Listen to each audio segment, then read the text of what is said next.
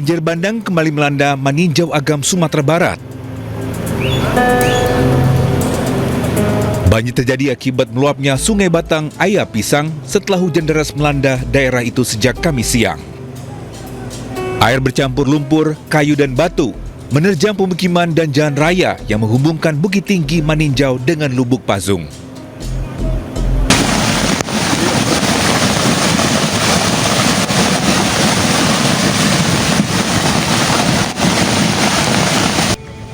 Banjir bandang diduga dipicu longsor di kawasan Kelok 28. Material longsor terbawa aliran air dari hulu sehingga memperparah luapan sungai Muaro Pisang.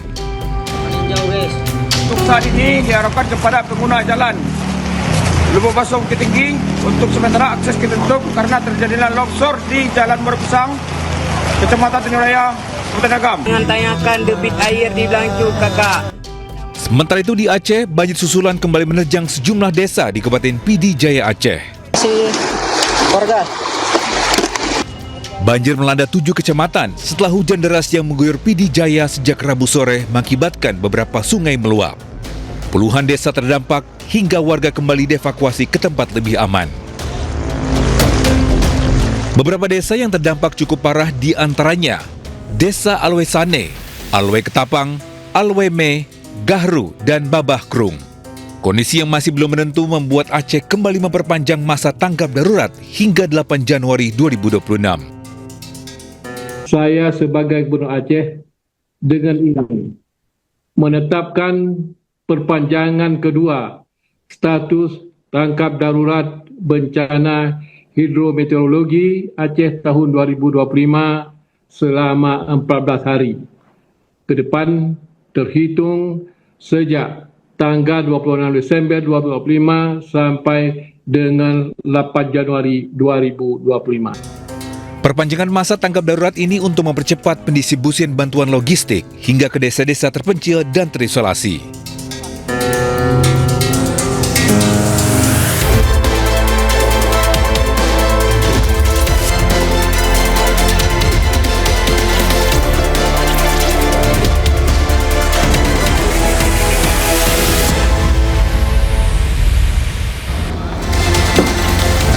Halo Sobat Siang Pemirsa, Presiden Prabowo Subianto instruksikan jajarannya untuk tidak libur selama Nataru dan terus tangani bencana di Pulau Sumatera.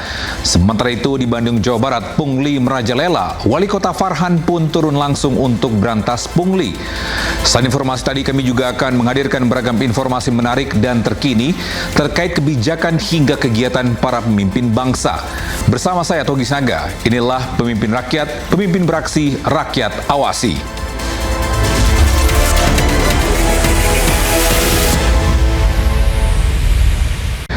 Bisa 1 bulan sudah bencana menerjang Pulau Sumatera. Penanganan pasca bencana terus dilakukan. Pemerintah juga akan bagikan uang 8 juta rupiah bagi para korban bencana Sumatera. Semua satu tim bekerja keras, bahu-membahu mengatasi masalah di lapangan. Saya mohon jangan pejabat-pejabat tokoh-tokoh datang ke daerah bencana hanya untuk foto-foto dan untuk dianggap hadir.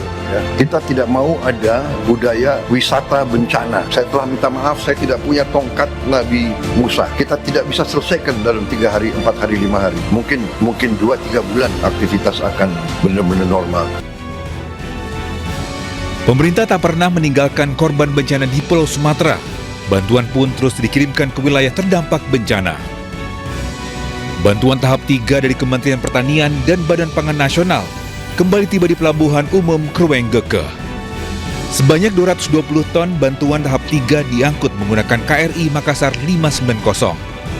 Nantinya bantuan akan dibagikan ke 2 wilayah, yakni Aceh dan Sumatera Utara. Pemerintah juga telah menyiapkan bantuan keuangan bagi korban bencana. Korban bencana Sumatera akan mendapatkan bantuan sebesar 8 juta rupiah per kepala keluarga. Dengan rincian, bantuan dana isian rumah sebesar 3 juta rupiah dan untuk pemulihan ekonomi sebesar 5 juta rupiah. Tak hanya itu, mereka juga mendapatkan sejumlah bantuan lain seperti beras, uang lauk pauk, hunian sementara dan tetap, dan uang tunggu hunian. Mereka juga mendapatkan santunan bagi korban jiwa mendapatkan 15 juta rupiah, sementara untuk korban luka berat mendapatkan 5 juta rupiah. Tak hanya bantuan keuangan, pemerintah terus membangun hunian tetap dan sementara untuk korban bencana. Pembangunan hunian sementara bertujuan memberikan tempat tinggal sementara yang layak dan aman bagi masyarakat korban bencana. Tim Liputan iNews melaporkan. Ya, dalam mengantar bantuan tak jarang harus bertaruh nyawa. Salah satunya adalah saat Wakil Bupati Aceh Tengah Muksin Hasan meninjau desa Bergang, Ketol, Aceh Tengah yang masih terisolir akibat terputusnya akses jalan. Muksin Hasan nyaris terjatuh ketika menyeberangi sungai menggunakan jembatan dari Sling Baja. Karangampar, Bantan Redo, Bergang. Bismillah.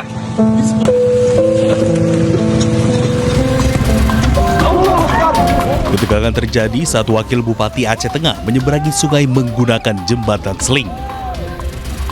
Saat di tengah sungai berarus deras, salah satu tali pengikat terputus.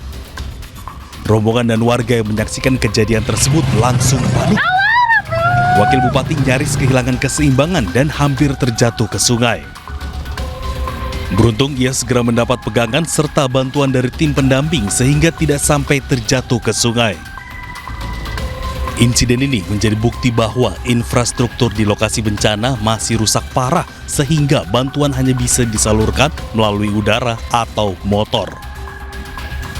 Terkait insiden ini, Wakil Bupati menegaskan bahwa kondisi akses yang membahayakan tersebut tidak boleh dibiarkan berlarut-larut.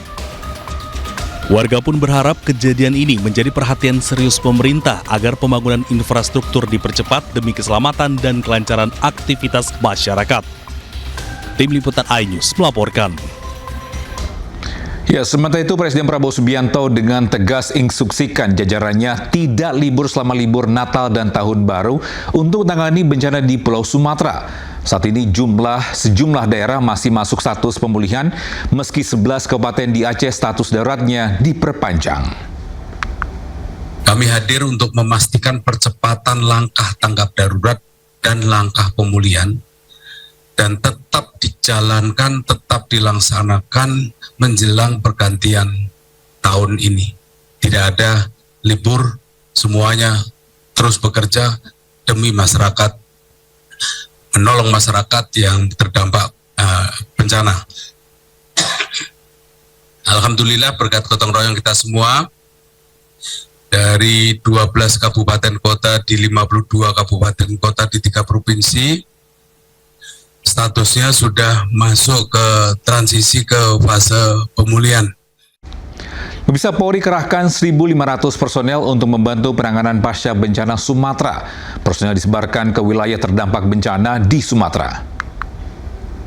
Total yang dipersiapkan untuk pasca bencana alam di wilayah Sumatera, personil 1.500 dengan perincian 2 batalion sesuai dengan permintaan dari Badan Penanggulangan Bencana sebanyak 600 orang. Ini nanti akan ditempatkan di Aceh Tamiang dan Aceh Utara. Kemudian 900 personil Brimob Nusantara yang hari ini melaksanakan apel serentak, baik ada di Mabes Polri maupun yang ada di wilayah-wilayah. Saya sampaikan bahwa untuk tambahan Brimob dari Aceh sendiri, Aceh kekuatan Brimobnya ada 1.400, ya 300 orang untuk kita persiapkan juga untuk penebalan di beberapa titik. Kemudian dari Sumatera Selatan, hari ini kita berangkatkan juga 100 orang, kemudian dari Banten 100 orang, dari DIY 100 orang, dari Nusa Tenggara Barat 100 orang, dari Kalimantan Timur 100 orang, dan dari Sulawesi Selatan ada 100 orang. Jadi semua total 1.500 orang yang akan kita berangkatkan sampai dengan akhir tahun ini. Kemudian untuk pengerahan jumlah personil Polri yang terlibat saat ini ada 8.613 personil. Ini masih terus akan dievaluasi oleh Pak Tamaop. Juga kita antisipasi untuk Januari 2026, Februari 2026 sudah dihitung semuanya. Nanti kebutuhan berapa akan kita tambah. Untuk Dari Satwil, khususnya dari 3 Polda, Polda Aceh, Polda Sumut, dan Polda Sumatera Barat, 7.614 personil yang sudah bekerja di lapangan, kemudian tambahan yang saat ini sudah bekerja juga 999 personil BKO. Ya, sementara itu TNI Angkatan Darat kembali mengirimkan bantuan logistik dan material penanggulangan bencana ke wilayah Aceh dan Sumatera. Bantuan diangkut menggunakan kapal ADRI 52. TNI Angkatan Darat menunjukkan komitmennya dalam mendukung penanganan bencana alam di Sumatera dan Aceh. Kamis pagi, kapal ADRI 52 kembali diberangkatkan dari Pelabuhan Tanjung Priok, Jakarta, dengan rute pelayaran Jakarta, Belawan, Lok Sumawe, Malahayati, dan kemudian kembali ke Jakarta. Dipimpin Komandan Kapal Letkol CBA Timur Afriansyah, kapal ini membawa puluhan personil serta berbagai kebutuhan logistik dan material bantuan bencana, termasuk perlengkapan tidur, pakaian layak, alat kesehatan, hingga alat berat, serta material pendukung pembangunan infrastruktur. Distribusi bantuan akan difokuskan ke wilayah terdampak di Sumatera Utara dan Aceh untuk membantu pemenuhan kebutuhan dasar masyarakat serta mempercepat pemulihan pasca bencana. Tim Liputan iNews melaporkan. Ya, usai jeda kita akan memantau lalu lintas hingga tempat wisata saat libur Natal dan Tahun Baru. Tetaplah di iNews.